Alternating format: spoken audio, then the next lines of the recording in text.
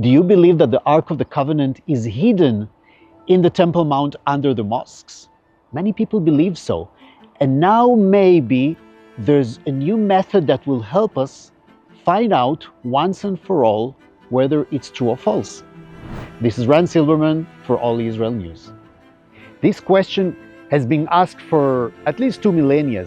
Is the Ark of the Covenant still hidden there? And no answer, no definite answer. Why? Because for the last 1400 years, no one can excavate there. There are mosques. And even before that, it wasn't possible. Only during the time of the Crusades, about 1,000 years ago, there were legends saying that the Templars got inside and found all the treasures of King Solomon's and the Ark of the Covenant, and they got the power that they've got through their finding there. But those are just legends, and we don't know. So, what can we say today? And after the Crusades, for centuries, there was very little interest among the Europeans in Jerusalem. Only in the 19th century did people start to come here, and many adventurers were looking for the treasures of Solomon in the temple. Now, where did they expect to find them? Of course, underneath the mosques. So there was the Italian Pierotti, who mapped some strange underground tunnels and shafts. There was Charles Wilson, who found an interesting arch, and Charles Warren, who found more shafts and another gate to the western wall, but none of them found the Ark or any treasures. And there were also Montague Parker, another English adventurer who came here after reading some ancient scriptures that describe exactly where the treasures of Solomon are hidden. And he came here, he bribed some of the Muslim Ottoman people who guarded the place, and he worked at night digging until there was one guard that was not part of this conspiracy, and found him working and make a lot of issue. And this guy, Parker, and all his staff had to run away and escape before they've been killed by the Muslims, who thought that someone is going to destroy the mosques.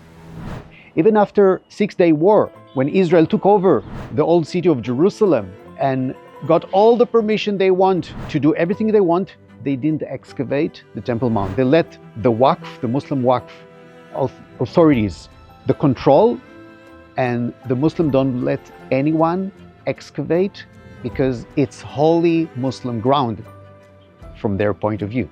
However, a new method is on the horizon that may change everything about our ability to find what's inside there.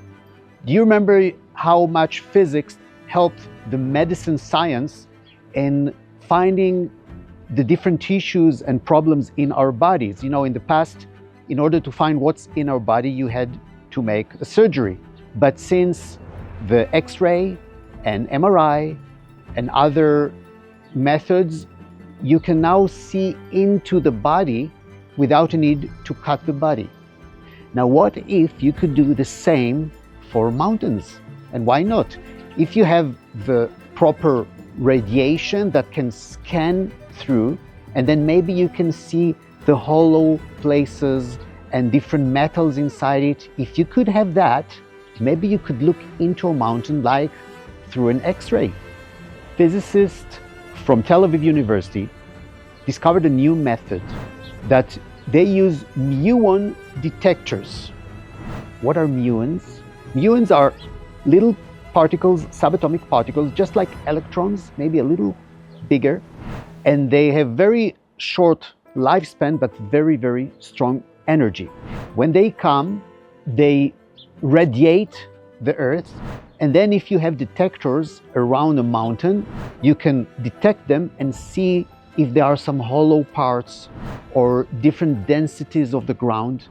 And they started this very soon. They might be able to come to the Temple Mount, and they will be able to map in 3D all the underground tunnels and hollow spaces and cavities, and maybe even find metals, maybe gold. What do you think of is made of gold that can be found there? What do you think? If the ark is there, and it depends what you believe, but if it's there, or even if it's not there, we will be able to map everything around it. Now, this probably will face some oppositions from the Muslims, from other, maybe the Jewish people also, that don't want anyone to touch this holy site. But this idea can open our mind to new discoveries, and maybe one day we will be able to know a bit more of what we can see, and maybe the ark will be discovered here. What do you think?